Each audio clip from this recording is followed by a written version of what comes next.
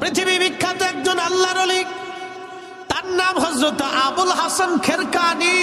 তিনি হযরত বাইজিদ বোস্তামির এন্তেকালের 40 বছর পরে তিনি জন্ম নিয়েছেন। আবুল হাসান খেরকানি রাহমাতুল্লাহ আলাইহি, তিনি ওই জমানার অনেক বড় আল্লাহর কুতুব, আল্লাহর ওলি। সুলতান মাহমুদ গজনবী হাঁটতে হাঁটতে যেতে যেতে সুদূর গজনি, বর্তমান আফগানিস্তানের কাবুল ছিল তার রাজধানী। এই গজনি ছিল তার রাজধানীর নাম, কাবুলের গজনি এলাকা। এই গজনিকে কেন্দ্র করে তার গজনি সাম্রাজ্য। সুলতান মাহমুদ গজনবী হযরতে আবুল হাসান খেরকানি রাহমাতুল্লাহ আলাইহির দরবারে গেলেন। চুপচাপ বসে আছেন, খাদেম হুজুরকে বাতাস দিচ্ছে আর হুজুর মোরাকাবা করতেছিলেন। বহু সময় পার হয়, হুজুরের মোরাকাবাও ভাঙ্গে না। সুলতান মাহমুদ গজনবী সাহসও পায় না হুজুরের মোরাকাবা ভাঙবে। কারণ ওলি যারা, তারা নিজেরা রাজত্ব নেয় না, তারা আল্লাহর কাছ থেকে চেয়ে রাজত্ব এনে দেয়, আবার ছিনায় নেয়। এই কথা কন না কেন, জোরে বলে। পৃথিবীর কোন ওলি রাজত্ব নিচে কোনো প্রমাণ নেই, কোন বাদশাহী শাসন ওলিরা নেয় না। কিন্তু ওনাদের সাথে বেয়াদবি করলে বাদশাহী থাকে না, এটা চলে যায়। মনোযোগ দিবেন। আবুল হাসান খেরকানি ভয় পাচ্ছে। সুলতান মাহমুদ গজনবী খাদেমকে বললেন, আল্লাহর বান্দা হুজুরকে একটু যদি মোরাকাবা ভেঙে আমার কথা বলা যায়।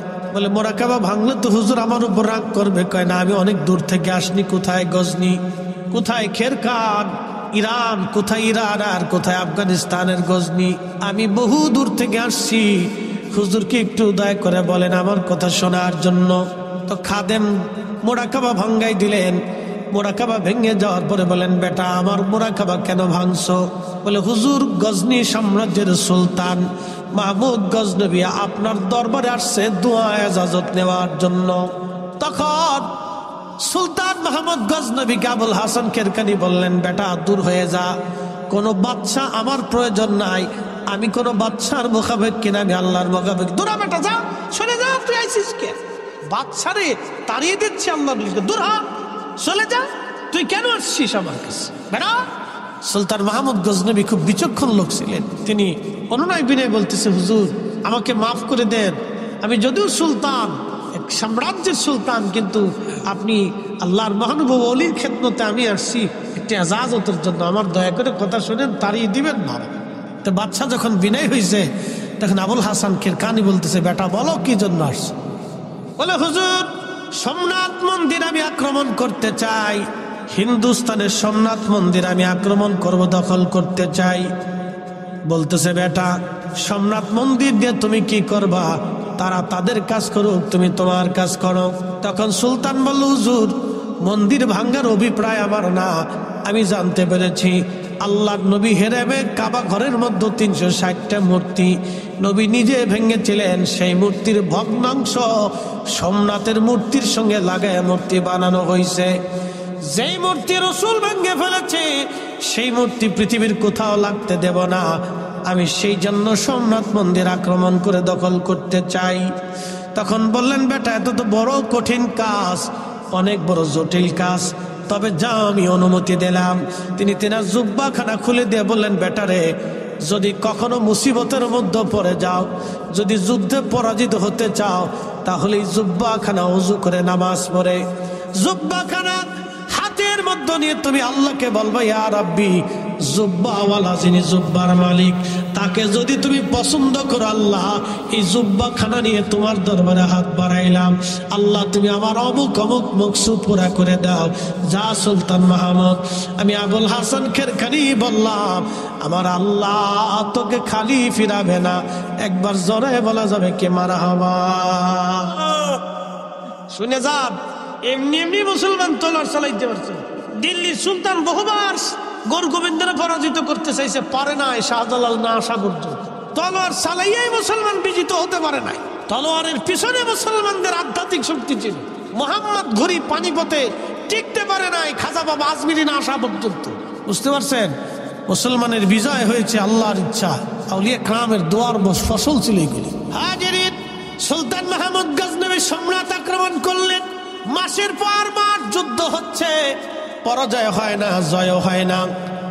বুঝতেই পারতেছেন, লক্ষ লক্ষ সৈন্যরা, ভারতীয়রা তাদের মন্দির রক্ষা করার জন্য যুদ্ধ করতেছে প্রাণপণে। ওদিকে সামান্য মুসলিম সেনাবাহিনী এনে সুলতান মাহমুদ গজনবী চেষ্টা করতেছেন দখল করার জন্য। কোনো জয় পরাজয় হয় না।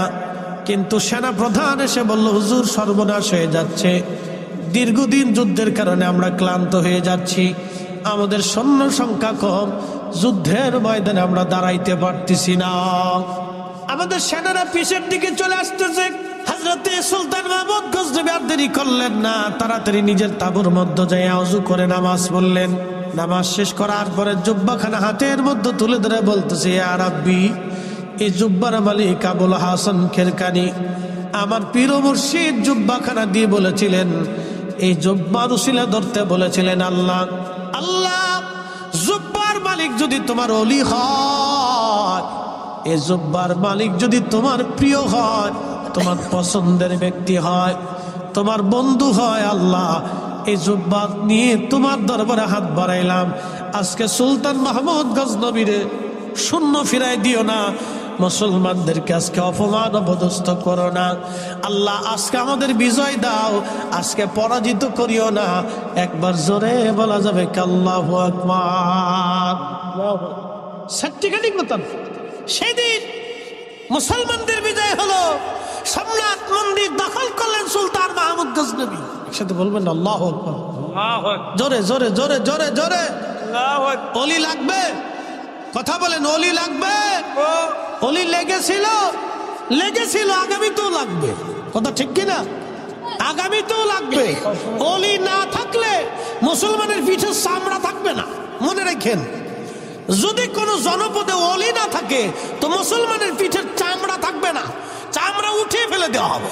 মুসলমানের চামড়া থাকবে না, উঠিয়ে ফেলে দেওয়া হবে। ওলি থাকতেই হবে। ওলিদের দোয়া যত সময় থাকবে, মুসলমানের বিজয় তত সময় থাকবে, কথা বলেন ঠিক কিনা? তো বিজয় অর্জন করলেন। রাত্রিবেলা ঘুমিয়েছেন, স্বপ্নে আবুল হাসান খেরকানি এসে বলতেছেন, বেটা আমার জুব্বা কি দামে বিক্রি করেছো? বলতেছে, হুজুর জুব্বার হাতের মধ্যে নিয়ে বলেছি, আল্লাহ জুব্বার উসিলা, জুব্বার মালিকের উসিলা আমার বিজয় দিয়ে দাও। বলতেছে, বেটা রে, তুমি আমার জুব্বাখানা কেন কম দামে বিক্রি করে দিলা? বেটা বিজয় কেন চাইলা ছেলে আমার? যদি বিজয় না চেয়ে তুমি বলতো, আল্লাহ সোমনাথের সমস্ত হিন্দু মুসলমান বানায় দাও, আমার আল্লাহ সব হিন্দু মুসলমান বানাই দিতেন।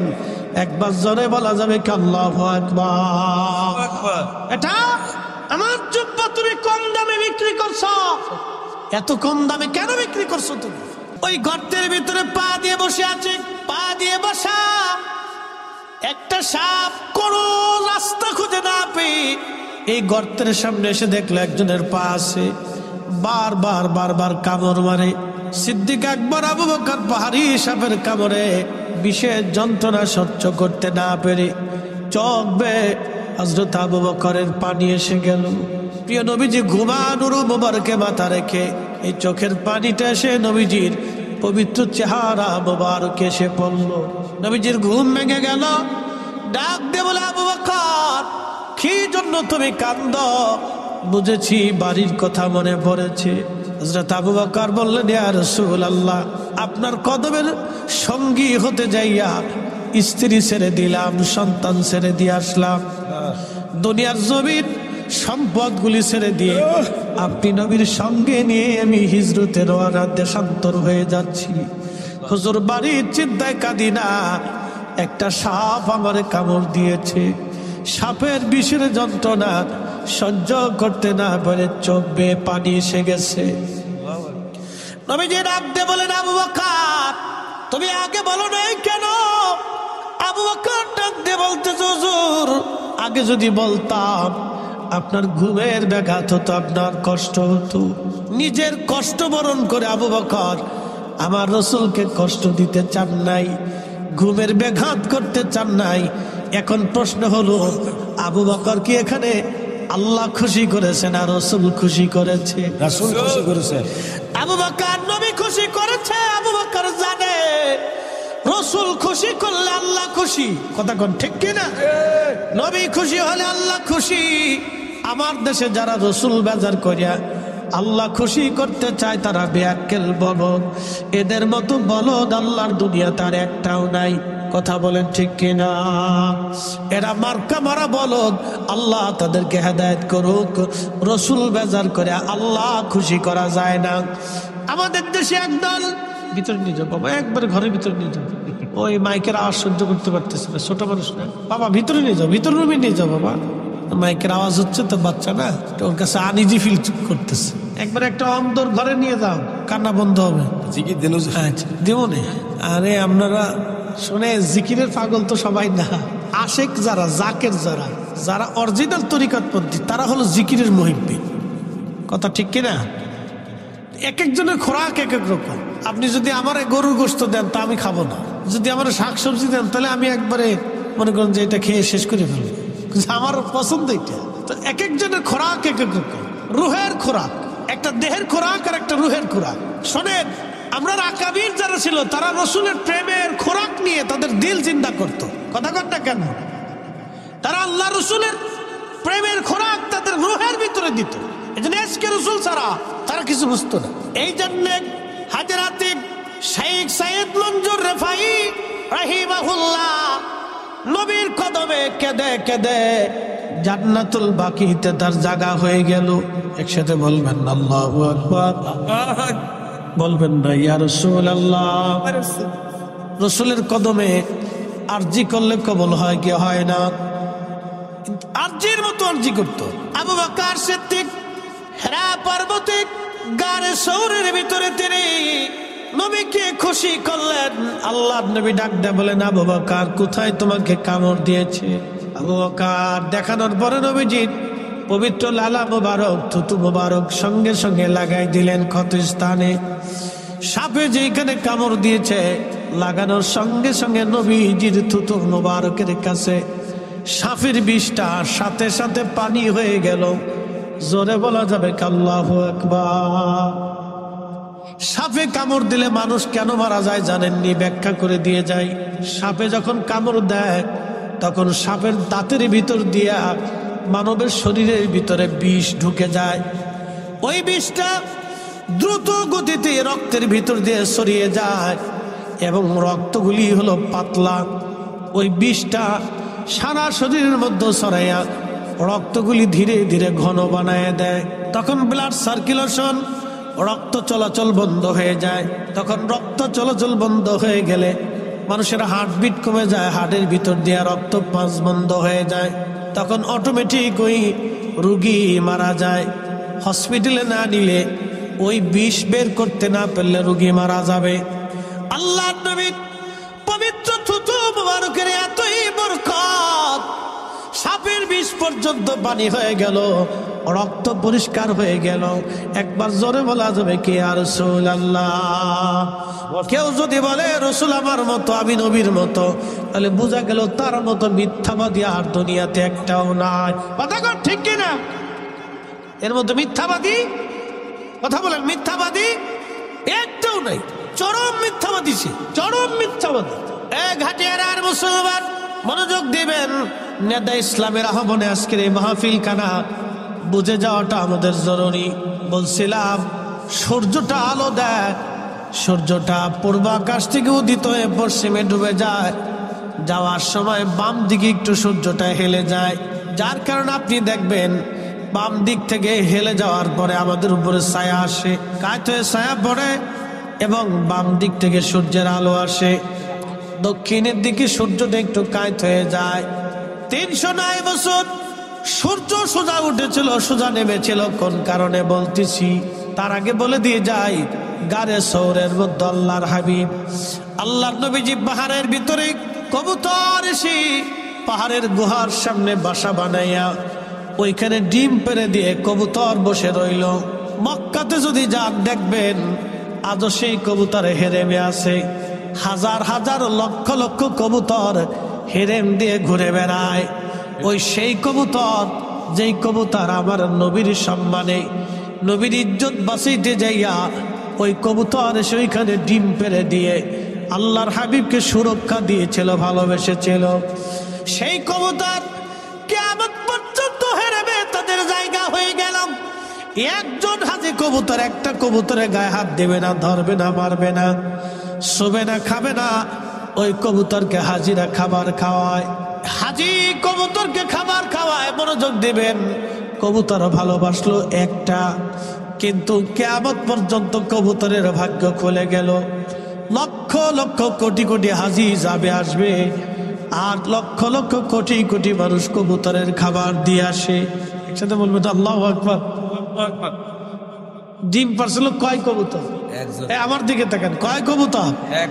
ভাগ্য খুললো কয় কবুতরে? 14 গোষ্ঠী। ওর সব গোষ্ঠী কিয়ামত পর্যন্ত কোটি কোটি কবুতরের ভাগ্য খুলে গেল, ডিম পারছে এক কবুতরে। আজকে হেরেবে যত কবুতর জন্ম নেয়, যত কবুতর হয়, সব কবুতরের হাজিরা খাবার দিয়েছে। কারণ কি? কবুতরের ভাগ্য খুলে গেল রসুলের কারণে, নবীকে সম্মান করার কারণে। কবুতরের কপাল যদি খুলে যায়, একটা কথা মনে রাখবেন, রসুল ছাড়া উম্মত আল্লাহ পাবে না, আল্লাহ পাবে না, আল্লাহ পাবে না। বলে কোন দলিলে? কোরআনে আল্লাহ ফয়সালা দিয়ে দিলেন, কুল ভাবে, একবারে নরমাল ভাবে না, চূড়ান্ত ভাবে। কেউ যদি আমি আল্লাহকে পেতে চায়, আমি আল্লাহকে ভালোবাসতে চাই, সে যদি দাবিদার হয় আমি মালিক আমার আল্লাহকে ভালোবাসি, নবী আপনি বলে দেন চূড়ান্ত ভাবে সে যেন ফাত্তাবিউনি, আপনি নবীর ইত্তেবা অনুসরণ মহব্বত করে ভালোবাসে। আপনি নবী মানলে আমি আল্লাহ মানা হবে, আপনি নবী মানলে আমি আল্লাহ ভালোবাসা হবে, আপনি নবী পাইলে আমি আল্লাহ পাওয়া হবে। একসাথে বলবেন আল্লাহু আকবার। নবী পাইলে কে পাওয়া হবে? নবী মানলে কাকে মানা হবে? এই জন্য সাহাবীরা নবীর জন্য জীবন দিত, সাহাবীরা নবীর জন্য জীবন দিত, সাহাবীরা নবীর জন্য সংসার করত, সাহাবীরা নবীর জন্য আল্লাহর পথে দান করত। আম্মাজান খাদিজা আল্লাহ আগে চিনে নাই, আগে নবী চিনেছে। আম্মাজান আয়েশা আল্লাহ আগে চিনে নাই, আগে নবী চিনেছে। আবু বকর সিদ্দিক আল্লাহ আগে চিনে নাই, আগে নবী চিনেছে। বেলাল আল্লাহ আগে চিনে নাই, নবী আগে চিনেছে। হযরত ওয়াসাল কারনী আল্লাহ আগে চিনে নাই, আগে নবী চিনেছে। নবী চিনার পরে আল্লাহ বুঝেছে, নবী চিনার পরে হাসর বুঝেছে, নবী চিনার পরে কবর বুঝেছে, নবী চিনার পরে ফেরেশতা চিনেছে, নবী মানার পরে সব মানা হয়েছে। এই জন্য আল্লাহ বললেন, হাবিব চূড়ান্ত ভাবে কেউ যদি আমাকে পেতেই চায়, ভালোবাসতেই চায়, তো বলে দেন চূড়ান্ত ভাবে আপনাকেই পাইতে হবে। আপনি পাইলে আমি আল্লাহ পাওয়া হয়ে যাবে। একসাথে বলবেন আল্লাহু আকবার। এখন আমরা মিলাদুন্নবী পালন করি, অনেকের মন খারাপ। কে ভাই আপনার মন খারাপ হওয়ার কি আছে? আপনার মন খারাপ হবে কি? আপনি কি নবীর উম্মত না? এখানে লেখা হয়েছে বড় ঈদ, ঈদে মিলাদুন্নবী। আচ্ছা বলেন তো, রসুলের আগমন উম্মতের কাছে যদি সবচেয়ে বড় আনন্দ না হয়, তাহলে সে রসুলটা কিভাবে ভালোবাসলো? কি কথা কর না কেন? সে নবীর ভালোবাসার দাবি যদি করে যে আমি রসুল ভালোবাসি, তো ভালো যদি বাসেন তাহলে আপনার সবচেয়ে প্রিয়তম আমার নবী, আপনার মাসুক আমার নবী। তো মাসুকের আগমনে যদি আপনার আনন্দ নাই হলো, তাহলে আপনি কি আশিক হইছেন? কি কথা কর না কেন? মাসুকের আনন্দে তো আপনার আনন্দিত হতেই হবে। প্রিয় উপস্থিতি, এই জন্য অনেক কিছু বোঝার আমাদের বাকি আছে বাবাজি। সব দলিলে হয় না, কিছু বিবেক দিয়েও লাগে। সব দলিলে হয় না, বিবেকও লাগে। মনোযোগ দিয়েন, এইদিকে আর আমি যাব না, আমার বিষয় আমি ফিরে চলে যাই। কবুতরের ডিম পারলো একটাই, ভাগ্য খুলে গেল হাজার কবুতর। ইব্রাহিম খলিলুল্লাহ আগুনের ভিতরে ব্যাঙে ফাঁসাডারে ঘোরাইয়া সিরিজ সিরিজ করে পেশাব করে। আচ্ছা বলেন তো, ব্যাঙে যখন মতে পেশাব করে তো কয় মন বের হয়? হ্যাঁ, কতটুক? 1 কাপ বেরোয়নি, সাকাবের 1 কাপ না, তাও তো বেরোয়। আরো কম না, 1 সিরিঞ্জও না, যে আপনার ইনজেকশন দেয় যে সিরিজ আছে তাও না, তারও 4-5 ভাগের 1 ভাগ হইতে পারে। আচ্ছা, আগুন জ্বলতেছে 2-3 কিলোমিটার ব্যাপী। ইব্রাহিম আলাইহিস সালামের আগুন 2-1 কিলোমিটার না, 2 কিলোমিটার দূর থেকে আগুনের তাপে মানুষ কাছে যাইতে পারে না। এই আগুন ব্যাঙের পেশাবে কিভাবে নিববে? ব্যাঙে তারপরও ফাঁসাটারে ঘুরাইয়া সিরিজ সিরিজ করিয়া মারতেছে। তা আল্লাহ ডাক দেখে, ব্যাং করো কি? আল্লাহ পেশাব সারি। কি জন্য ছাড়ো আল্লাহ জানে তো। তারপর জিজ্ঞাসা, কেন ছাড়ো? আল্লাহ ইব্রাহিমের তোমার খলিলের আগুন নিভাইতেছি। জোরে জোরে জোরে জোরে জোরে। আচ্ছা বলেন, আমরা কি 100% রসুলকে ভালোবাসতে পারবো? কথা কর না কেন, পারবো? চেষ্টা করতে পারবো, কিন্তু 100 পারবো না। 100 সাহাবীরা করছে, কথা ঠিক কিনা? আমরা চেষ্টা করতে পারবো। এই চেষ্টার একটা মাধ্যমে হচ্ছে আজকে মিলাদুন নবীর মাহফিল। কি কথা কর না কেন? চেষ্টার অনেকগুলি মাধ্যম আছে, কি বর্জন, অনেকগুলি মাধ্যম আছে, তার একটা মাধ্যম হলো এটা। তার একটা, অনেক মাধ্যম আছে। দাড়ি রেখা, টুপি মাথায় দিয়ে, পাগড়ি পরিয়া, জুব্বা গায়ে দিয়ে, দান সৎকা করিয়া, হাসি দিয়ে, মানুষ খাওয়াইয়া, ডানাতে খাইয়া, সুন্নত মাইনা, আদর্শ মাইনা, হালাল খাইয়া, নানান সিস্টেম আল্লাহ দিয়ে দিছেন, নানান পথ দিয়ে দিছেন আল্লাহ। কিন্তু তার ভিতরে রসুল ভালোবাসার একটা পথ হচ্ছে মিলাদুন নবী। কিয়ামতের ময়দানে কইতে পারবো আল্লাহ কিছুই ছিল না, তোমার রসুলের আজকে আগমনে খুশি হইয়া মাহফিল সাজাইয়া আমরা বৈশা তোমার নবীর প্রশংসা শুনছি, তোমার হামদ করছি, শুকরিয়া করছি। একসাথে বলা যাবে না মারহাবা? কি বলতে পারবো না? ব্যাঙে কয় আল্লাহ পেশাব করি, বলে কেন করো? তোর খলিলের আগুন নিভাই, তোর পেশাবিকে আগুন নিভবে, কামও জানি আগুন নিভবে না, কিন্তু কিয়ামতের ময়দানে বলতে তো পারবো যে পেশাব শরীরে আগুন নেবানোর চেষ্টা করছি। জোরে কর, জোরে জোরে জোরে। কিয়ামতের ময়দানে আল্লাহকে বলতে তো পারবো আল্লাহ তোমার রসুলকে ভালোবাসার চেষ্টা করছি। কি কথা কন দেখেন, ভালোবাসা সাহাবীদের মতো পারি নেই, কিন্তু চেষ্টা করছি। মঞ্জুর আর রেফাইয়ের মতো পারি নেই, কিন্তু চেষ্টা করছি। ফতেহ আলী রসুলের আমার মতো পারি নেই, চেষ্টা করছি।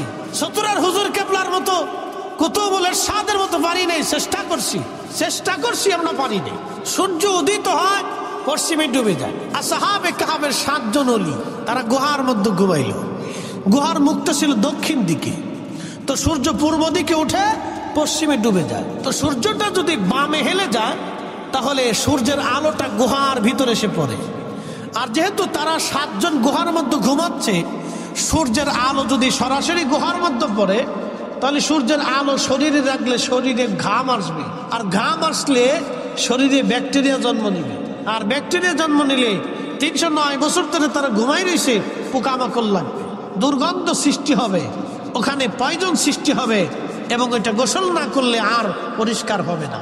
এই জন্য আল্লাহ সূর্যটাকে হুকুম দিলেন, সোজা উঠবা, সোজা নামবা। আমার ওলিরা ঘুমাচ্ছে, তাদের ডিস্টার্ব করা যাবে না। একসাথে বলা যাবে আল্লাহু আকবার, জোরে জোরে জোরে জোরে জোরে। আচ্ছা, আগের যুগের উম্মতের দাম বেশি না এই উম্মতের দাম বেশি? এই উম্মতের দাম বেশি। আগের যুগের উম্মত থেকে এই উম্মতের 70 গুণ দাম, আগের যুগের ওলি থেকে এই ওলিদের 70 গুণ দাম বেশি। একসাথে বলবেন আল্লাহু আকবার। তা আগের যুগের ওলিদের সম্মানে যদি আল্লাহ সূর্য 309 বছর পর্যন্ত সোজাসুজি উঠাইয়া সোজাসুজি নামাইতে পারে, তাহলে এই উম্মতের মর্যাদার জন্য খাজা বাবা আজমেরি আনা সাগরের পানি একটা লুটার ভিতরে এনে সেই দিন কারামত দেখিয়েছিল। আমার দেশের অনেকের পছন্দ হয় না, খাজা বাবা গাঁজা খাবা না, আরে বেটা খাজা না আসলে ইসলাম পাইতাম না। কতক্ষণ ঠিক কিনা? খাজা না আসলে ইসলাম পেতাম, ও খাজা আসছিলেন বিদায় দিন পেয়েছি। শাহজালাল ইয়ামিনী মুজাররিদি জায়নামাজ বিছিয়ে দিয়ে নদীর উপরে, সুরমা নদীর উপরে জায়নামাজ। সুরমা এখনকার মতো আধা ঠেঙ্গে সুরমা ছিল, আজ থেকে 700-800 বছর আগে সুরমা নদী অনেক বড় নদী ছিল। প্রিয় ঘাটুরার মুসলমান, ঘাটিয়ারার মুসলমান, খুব মনোযোগ দিবেন। বাবাজি মাইকের আওয়াজ যত দূরে যায়, হাজিরিন, ওই 7 জন আল্লাহর ওলি তারা গুহার মধ্যে ঘুমাইল। তৎকালীন বাদশা ছিল জালিম, জালিম বাদশা, পৌত্তলিক বাদশা।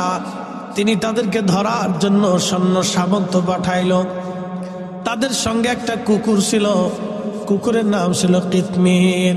সাহাবাল কাহাফি ওয়ার রাকিমি কানু মিন আয়াতিনা। আল্লাহ কুরআনুল কারীমে বলতেছেন আসহাবে কাহাব এবং রকিমওয়ালাদের ঘটনা। আমি রব্বুল আলামিন কতই না আশ্চর্য, আয়াতিনা আযাবা, কত বড় আশ্চর্য নিদর্শন। আমার রব এই ঘটনা বলতে যাইয়া বললেন আশ্চর্য নিদর্শন। দুনিয়াতে আল্লাহ নিদর্শন রেখে গেলেন আশ্চর্য। এই কুকুর পাহাড়ের গুহার সামনে বসে বসে পাহারা দেয়। কুকুরটা পাহারা দিচ্ছিল, সৈন্যরা আসছে এই গুহা দেখার জন্য।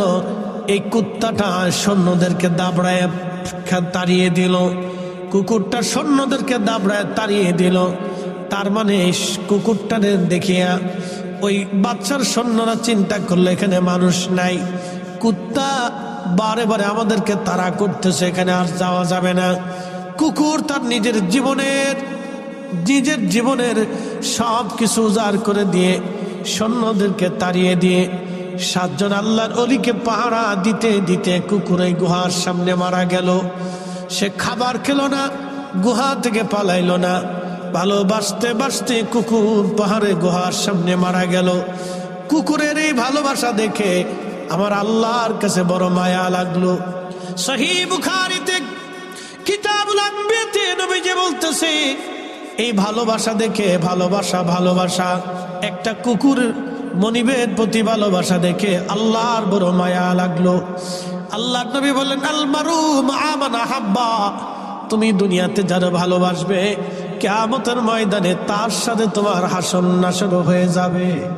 তুমি দুনিয়াতে যারে ভালোবাসবে কিয়ামতের ময়দানে তার সাথে হাসর নাসর হয়ে যাবে। কিয়ামতের ময়দানে তার সাথে হাসর নাসর হয়ে যাবে, তার সাথে হাসর নাসর হয়ে যাবে। এর চেয়ে বড় সুসংবাদ আর কিছুই হতে পারে না। এই জন্য আমরা শাহজালালকে ভালোবাসি, শাহপরানকে ভালোবাসি, খাজা বাবা আজমিরকে ভালোবাসি, নিজামুদ্দিন আউলিয়াকে ভালোবাসি, সতরার হুজুর কেবলাকে ভালোবাসি, শাহ সুফি ফতেহ আলী রসুল নামকে ভালোবাসি, আবু বকর সিদ্দিক পুরোপরাবিকে ভালোবাসি, হাজারাতে নূর মোহাম্মদ নিজামপুরীকে ভালোবাসি, মুজাদ্দিদ আল ফেসানি হিন্দিকে ভালোবাসি। আমরা হযরতে খাজা বহাউদ্দিন নকশবন্দ বুখারীকে ভালোবাসি, হুজুর গাউসে পাক মহিউদ্দিন আব্দুল কাদের জিলানীকে ভালোবাসি। আমরা ওলিদেরকে ভালোবাসি। কিয়ামতের ময়দানে ওলিদের সঙ্গে আমাদের হাসর নাসর হয়ে যাবে। কথা কন না কেন? বলেন যে রসুলের কথা মিথ্যা, তাহলে বলে না, অসুবিধা নেই। পৃথিবী উল্টে যাবে তো সাগর শুকাবে, আল্লাহ রসুলের কথা আর কখনো পরিবর্তন হবে? মিথ্যা হবে না। যা বলছে ঠিক ঠিক, যা বলছে তো ঠিক ঠিক। একে দেখবেন 100% পিওর, কোনো টেনশন নেই। ভালোবাসতে হবে, ভালোবাসার মতো ভালোবাসতে হবে। আল্লাহ বানাইলেন কত জাতি, হইল না তার প্রেম প্রীতি, অবশেষে মানুষ বানায় প্রেমের কারণে।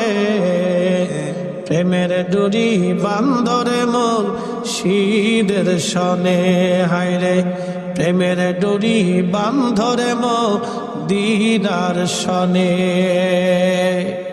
আমাদের আগে আল্লাহ জিন জাতি বানাইলেন। জিন জাতির আদি পিতার নাম তারান্নুস, উপাধি আবুল জিন, জিন জাতির বাবা। একদিন 2 দিন না 60,000 বছর হায়াত পেয়েছিলেন পৃথিবীতে। 60,000 বছর পৃথিবীতে বেঁচে ছিলেন। জিন জাতির আদি পিতার সাথে আল্লাহর কোনো প্রেম হয় নাই, যার কারণে জিনদের দেখবেন শত শত হাজার হাজার বছর ধরে জিনেরা বেঁচে থাকে। জিনদের সাথে আল্লাহর প্রেম হয় না। জিনদের ভিতরে খাজা বাবা আজমিরি পাবেন না, জিনদের ভিতরে খাজা বাবা আজমিরি পাবেন না, জিনদের ভিতরে হুজুর গাউসে বাগ আপনি পাবেন না, ইমাম আজম পাবেন না, ইমাম শাফিঈ পাবেন না, ইমাম মালিক পাবেন না, আশিক রাসূল বেলাল আপনি জিনদের মধ্যে পাবেন না। জিনদের ভিতরে আপনি এবং বড় বড় অলি পাবেন না। যত অলি আপনি পাবেন সব মানুষের ভিতরে।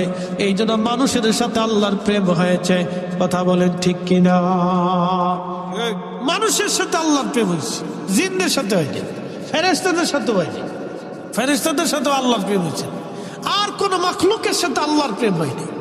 আল্লাহর শুধু প্রেম হয়েছে মানুষের সাথে। এই মানুষের চোখের পানি ফেলে, এই মানুষই আল্লাহকে ভয় পায়, এই মানুষই আল্লাহর প্রেমে নিজেকে কুরবানি করে দিয়েছে। যুগে যুগে দেখবেন ওয়াসাল কারনি, বেলাল, হানজালা, আলী, ওমর, উসমান, আবু বকর, তালহা, জুবাইর, হাসান, হুসাইন রিদওয়ানুল্লাহি তাআলা আলাইহিম আজমাইন জীবনী যদি দেখেন, জিন্দেগি ত্যাগ করে দিয়েছেন, কুরবানি করে দিয়েছেন। চোখের সামনে ইমাম হুসাইন সব পরিবার কুরবানি করেছেন আল্লাহর রাহে। আহা, রাসূল করিম যে পাহাড়ে জাবালে আবু সিলাতে যে ছোট্ট গুহার ভিতরে 3 দিন 3 রাত উম্মতের জন্য কেঁদেছিলেন। সে গুহার সেইখানে আমি বছর বসে আসছি, দেখে আসছি। খন্দকের এই যে খাল আছে, খন্দকের যে পাহাড় আছে, এই পাহাড়ের পিছনে একটা পাহাড় আছে, এই পাহাড়ের নাম হচ্ছে জাবাল আবু সিলা। এই জাবাল সিলাতে একটা ছোট্ট গুহা আছে, এখানে নবীজি একাধারে 3 দিন 3 রাত সেজদার মধ্যে কাঁদছে। আচ্ছা বলেন, নবী টাকার জন্য কাঁদছে? হাসান হুসেনের জন্য কাঁদছে? ফাতেমার জন্য কাঁদছে? নিজের পরিবারের জন্য কাঁদছে? তো কাদের জন্য কাঁদছে? আমাদের জন্য। যেটা বলেন কাদের জন্য? আমাদের জন্য কেঁদেছে, আমাদের জন্য রাসূল কেঁদেছে। 3 দিন 3 রাত কেঁদেছে, আল্লাহ আমার উম্মতকে মাফ করতেই হবে। একসাথে বলবেন না, ইয়া রাসূলুল্লাহ, আল্লাহ আমার উম্মতকে মাফ করতেই হবে। সেজদা থেকে উঠে না, মাফ করতেই হবে। জাবাল আবু সিলাতে সেজদায় পড়ছে তো পড়ছে, আর উঠে না। একাধারে 3 দিন 3 রাত সেজদায় পড়ে রয়েছে, আল্লাহ মাফ করতেই হবে। আর উম্মত মসজিদে জুতা চুরি করে, উম্মতে সুদ খায়, ঘুষ খায়, কি কথা কর না কেন, ঠিক কিনা? উম্মত 2 নম্বরই করে, উম্মতের কাজ। সি সি সি হাজিরিন, খুবই মনোযোগ দিবেন। আল্লাহর নবী বলতেছিলেন, সাহাবীরা রে, কুকুরের এই ভালোবাসাটা এতই আল্লাহর কাছে ভালো লাগলো, আমার আল্লাহ কুকুরটাকে দুম্বার আকৃতি দিয়া বেহেশতের তাসনিম নদীর পানি দিয়া গোসল করাবে। কুকুরের বাহিরের নাপাক ভিতরের নাপাক দূর করাইয়া আমার মালিক আমার আল্লাহ দুম্বার আকৃতি বানাইয়া ওই যে 7 জন অলিকে সে ভালোবাসছিল, ওই 7 জন অলির সঙ্গে এই কুকুরটাকে আমার আল্লাহ জান্নাতি বানায় দেবে। সাথে বলেন আল্লাহু আকবার। লা তাবদীলা কালিমাতিল্লাহ, আল্লাহর কথার আর কোনো পরিবর্তন হবে না, আল্লাহর সিদ্ধান্তের আর কোনো পরিবর্তন নাই। আকাশ ভেঙে যাবে, জমিন পড়ে যাবে, সাগর শুকিয়ে যাবে, আল্লাহর ফয়সালা পরিবর্তন হবে না। ইন্নাকা লা তুখলিফুল মিয়াদ। মূল আলোচনায় চলে যাচ্ছি। ওই কুকুরটা গুহার সামনে থেকে পাহারা দিয়ে দিয়ে মারা গেল। কুকুরের ভালোবাসা আল্লাহর দরবারে এতই ভালো লাগলো, সহিহ বুখারীতে নবীজি বলতেছেন, উম্মতরে, ওই কুকুরটাকে আল্লাহ জান্নাতের মধ্যে নিয়ে যাবে। তার বাহিরের নাপাক ভিতরের নাপাক আল্লাহ বেহেশতের তাসনিম নদীর পানি দিয়ে ধৌত করবে। দুম্বার আকৃতি দিয়ে আমার আল্লাহ ওই 7 জন যুবক আল্লাহর ওলির সঙ্গে এই কুকুরটাকেও আল্লাহ জান্নাতি বানায় দেবে। একসাথে জোরে বলেন আল্লাহু আকবার। বন্ধু, খুবই মনোযোগ দিবেন। এই অলিদেরকে কেন্দ্র করে আল্লাহ 2টা ঘটনা ঘটাইলেন। একটা ঘটনা আমার আল্লাহ কুত্তা দিয়ে পাহারা দিলেন, তাদেরকে ভালোবাসার জন্যে একটা কুকুরকে আল্লাহ জান্নাতি বানায় দিলেন। এর থেকে বোঝা গেল, এই উম্মতের ওলিদেরকে যারা ভালোবাসবে, এই উম্মতের ওলিদেরকে যারা ভালোবাসবে, এই উম্মতের ওলিদেরকে যারা ভালোবাসবে, তারাও কিয়ামতের ময়দানে মাহরুম হবে না। কি কথা কর না কেন, ঠিক কিনা? আমরাও মাহরুম, জোরে বলেন হব। একসাথে বলেন হব। হ্যাঁ না, জোরে হচ্ছে না, একসাথে বলেন হব। আমরাও মাহরুম হব না। আমরা ওলিদেরকে যদি ভালোবাসি, আল্লাহ আমাদেরকে মাহরুম করবেন না, আমাদেরকে আল্লাহ পাক মাহরুম করে দেবেন না। মনোযোগ দিয়েন ঘাটিয়ার আর মুসলমান বাবাজি, ভালো করে শুনে যাবেন। এরপরে আল্লাহ আর একটা ঘটনা ঘটাইলেন। ওই অলিরা যে গুহার মধ্যে ঘুমাইতো, এই গুহার মুখটা ছিল দক্ষিণ মুখের দিকে। সূর্যটা হেলে গেলে সূর্যের আলোটা তাদের গুহার মধ্যে আসতো, আসার কারণে তাদের শরীরে পোকা লাগতে পারত, ঘাম বের হতে পারত, কষ্ট হতো, ঠান্ডা গরম পড়ে যেত। সেই জন্য আমার আল্লাহ সূর্যটাকে সোজা উঠতে বললেন, সোজা ডুবতে বললেন। আমার আল্লাহ 309 বছর সূর্যটা সোজা উঠলো, সোজা ডুবে গেল, একটা সেকেন্ডের জন্য বামে হেলে যায় নাই। সুবহানাল্লাহ। তার অর্থ হলো আল্লাহ ওলিদের সম্মানে আল্লাহ সৃষ্টির আইন পর্যন্ত পরিবর্তন করে। কি কথা বলেন, ঠিক কিনা? আচ্ছা বলেন, পানি কি ডুবায় না ভাসায় রাখে? ডুবায়। পানি ভাসায় রাখে? পানি ডুবায়। পানি কি ডুবায়? ওজন জিনিস ডুবে যায়। আমরা মানুষ পানির মধ্যে ডুবে যাই, কিন্তু শাহজালাল রাহমাতুল্লাহ আলাইহি জায়নামাজ বিছাই দিয়ে উনি জায়নামাজের উপর দাঁড়ায় গেলেন, সুরমা নদী পার হয়ে গেলেন। আল্লাহ গলি শাহজালালকে পানিতে ডুবাইল না, তার মানে পানি তার আইন পরিবর্তন করলো আল্লাহর অলির সম্মানে। কথা কোন ঠিক কিনা? আচ্ছা বলেন তো, এ আপনাদের পাশে বিলের নাম কি? তিতাস নদী। এই তিতাস নদীর পানি যদি আমি বলি সব আমি একটা ঘটির মধ্যে আনবো, আমার পক্ষে কি সম্ভব? মনোযোগ দিবেন, তিতাস নদীর সব পানি যদি আমি একটা ঘটির মধ্যে আনতে চাই আমি পারবো না। কিন্তু খাজা বাবা আজমিরি আনা সাগরের সব পানিগুলি তিনি একটা লুটার মধ্যে আনলেন। আল্লাহর সৃষ্টির রুলস আল্লাহ চেঞ্জ করে দিলেন আল্লাহর অলির সম্মানে। একবার জোরে বলা যাবে আল্লাহু আকবার। শোনেন, আমার দিকে তাকান। বিশ্ববিখ্যাত বাদশা ছিলেন, বাদশা সুলতান মাহমুদ গজনবী। ওনার একটি ইতিহাস বলে আমি শেষ করে দেব, আমার আরেক জায়গায় দূর আছে, মানে টাইম নাই তো কি করার আছে। হুজুর কেবলা আমেরিকা থেকে আসবে, ওনার আজকে সুযোগ। তা আমার এই আবার সে নবী নবী, আমি বললাম যে এখানে একটু সময় দেওয়া যাবে, যেহেতু হুজুর কেবলা আসবে তো ওনার একটু দোয়া আমার দরকার। তো সেই সুবাদে বাবুবার সাথে তো আমার গুড রিলেটিভ, বা আমার শুধু আমার না সব বক্তাদেরই ওই স্ট্যান্ডের দোকান হওয়াতে মাঝে মধ্যে উনি ফোন টোন দিয়ে আমরা বসি চা খাই, একটা সুবিধা হয় আর কি। যাক, একটা মহাব্বতের সম্পর্কের কারণে আসাটা। তো মনোযোগ দিন, আমি একটা ঘটনা খুব ইম্পর্টেন্ট। সুলতান মাহমুদ গজনবী সোমনাথ মন্দির, তৎকালীন সোমনাথ মন্দিরে মক্কা ঘরের ভিতরে 360টা মূর্তি ছিল। এই মূর্তি আল্লাহর নবী ভেঙে ফেলছিলেন। এই মূর্তির ভগ্ন অংশ এটা বাইদা বাই সোমনাথ মন্দিরে লাগানো হয়েছে। বুঝতে পারছেন ধাক্কাটা কোন জায়গা? মূর্তি ভাঙছে কে? নবীজি। একসাথে বলবেন আল্লাহু আকবার। মূর্তি ভাঙছে কে? আল্লাহর নবী। স্বার্থের জন্য এখন আবার হুজুরা মত চেঞ্জ করে মূর্তি বানান, পাহারা আমরা দেব। বুঝতে পারছেন স্বার্থের জন্য কত কিছু চেঞ্জ হয় দেশে, মতলব খুঁজে পাইছি না। তো মনোযোগ দিন, ভালো করে বুঝে যাবে। আল্লাহর নবী কাবা শরীফের ভিতরে মূর্তি সব ভেঙে ফেলে দিলেন। ভগ্নাংশ অংশটা সোমনাথের ভিতরে ছিল। তো তৎকালীন গজনী সাম্রাজ্যের অধিপতি সুলতান মাহমুদ গজনবী তিনি এই সোমনাথ আক্রমণ করে দখল করে তিনি এটা ভেঙে ফেলবেন, এটা হলো তার চিন্তা। এখন এই এত বড় সাম্রাজ্য, এত বড় ভারতবর্ষের সাথে সে কি করে যুদ্ধ করবে সাহস পাচ্ছে না। পৃথিবী বিখ্যাত একজন আল্লাহর ওলি, তার নাম হযরত আবুল হাসান খেরকানি। তিনি হযরত বাইজিদ বোস্তামির এন্তেকালের 40 বছর পরে তিনি জন্ম নিয়েছেন। আবুল হাসান খেরকানি রাহমাতুল্লাহ আলাইহি তিনি ওই জমানার অনেক বড় আল্লাহর কুতুব, আল্লাহর ওলি। সুলতান মাহমুদ গজনবী হাঁটতে হাঁটতে যেতে যেতে সুদূর গজনি, বর্তমান আফগানিস্তানের কাবুল ছিল তার রাজধানী। এই গজনি ছিল তার রাজধানীর নাম, কাবুলের গজনি এলাকা। এই গজনিকে কেন্দ্র করে তার গজনি সাম্রাজ্য। সুলতান মাহমুদ গজনবী হযরতে আবুল হাসান খেরকানি রাহমাতুল্লাহ দরবারে গেলেন।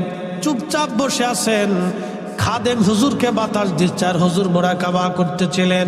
বহু সময় পার হয়, হুজুরের মোরাকাবাও ভাঙ্গে না। সুলতান মাহমুদ গজনবী সাহসও পায় না হুজুরের মোরাকাবা ভাঙবে। কারণ অলি যারা, তারা নিজেরা রাজত্ব নেয় না, তারা আল্লাহর কাছ থেকে চেয়ে রাজত্ব এনে দেয়, আবার ছিনায় নেয়। এক কথা কর না কেন জোরে বলে?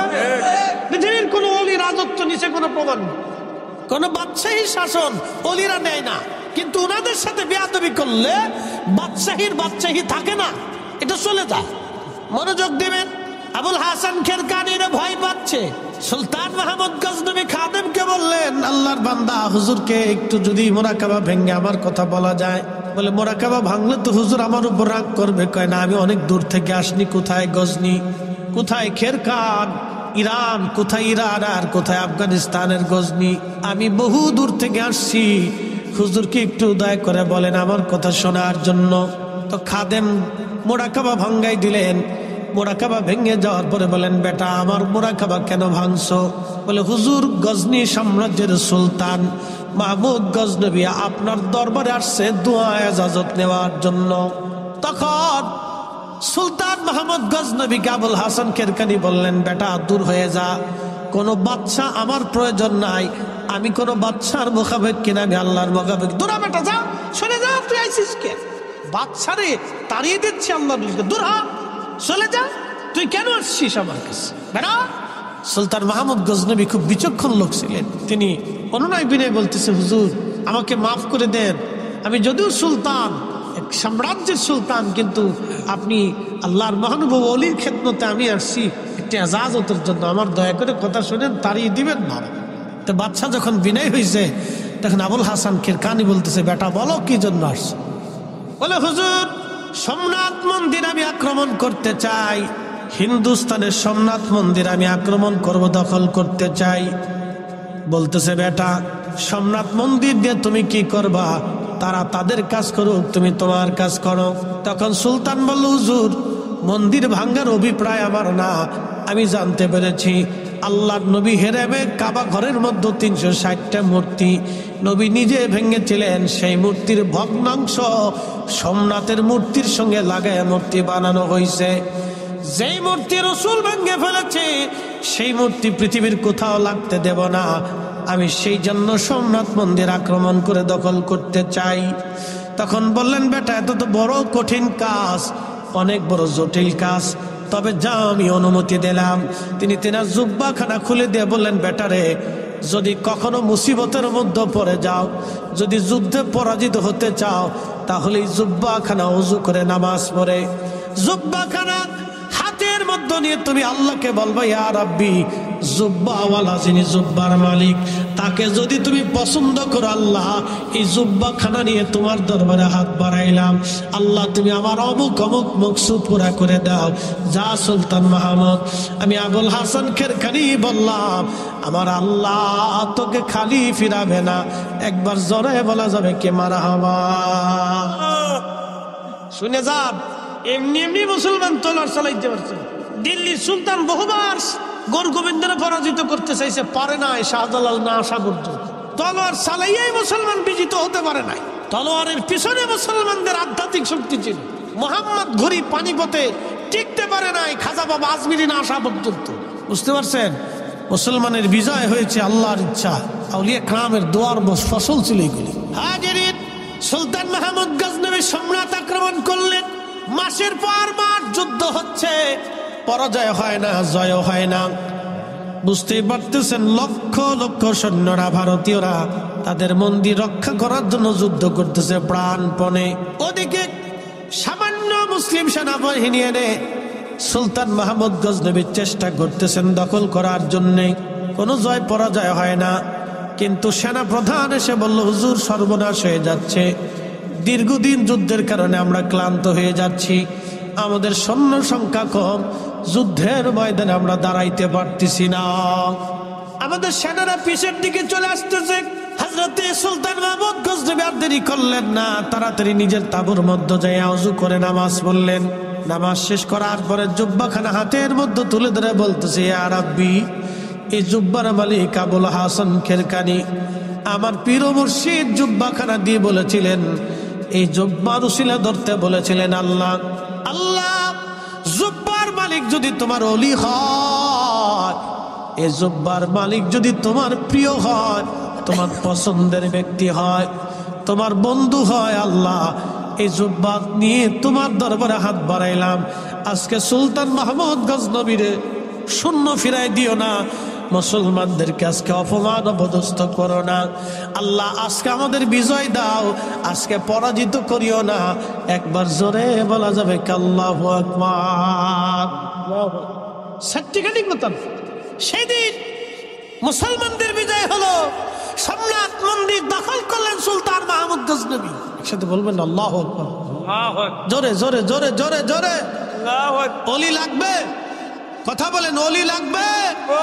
অলি লেগেছিল, লেগেছিল, আগামীতেও লাগবে, কথা ঠিক কিনা? আগামীতেও লাগবে। অলি না থাকলে মুসলমানের পিঠে চামড়া থাকবে না, মনে রাখেন। যদি কোনো জনপদে অলি না থাকে তো মুসলমানের পিঠের চামড়া থাকবে না, চামড়া উঠিয়ে ফেলে দেওয়া হবে। মুসলমানের চামড়া থাকবে না, উঠিয়ে ফেলে দেওয়া হবে। অলি থাকতেই হবে। ওলিদের দোয়া যত সময় থাকবে মুসলমানের বিজয় তত সময় থাকবে। কথা বলেন ঠিক কিনা? তো বিজয় অর্জন করলেন। রাত্রিবেলা ঘুমিয়েছেন, স্বপ্নে আবুল হাসান খেরকানি এসে বলতেছেন, বেটা আমার জুব্বা কি দামে বিক্রি করেছো? বলতেছে, হুজুর জুব্বার হাতের মধ্যে নিয়ে বলেছি, আল্লাহ জুব্বার উসিলা, জুব্বার মালিকের উসিলা আমার বিজয় দিয়ে দাও। বলতেছে, বেটা রে তুমি আমার জুব্বা খানা কেন কম দামে বিক্রি করে দিলাম? বেটা বিজয় কেন চাইলা ছেলে আমার? যদি বিজয় না চেয়ে তুমি বলতো আল্লাহ সোমনাথের সমস্ত হিন্দু মুসলমান বানায় দাও, আমার আল্লাহ সব হিন্দু মুসলমান বানাই দিতেন। একবার জোরে বলা যাবে কি আল্লাহু আকবার? এটা আমার জুব্বা তুমি কম দামে বিক্রি করছো। এত কম দামে কেন বিক্রি করছো তুমি?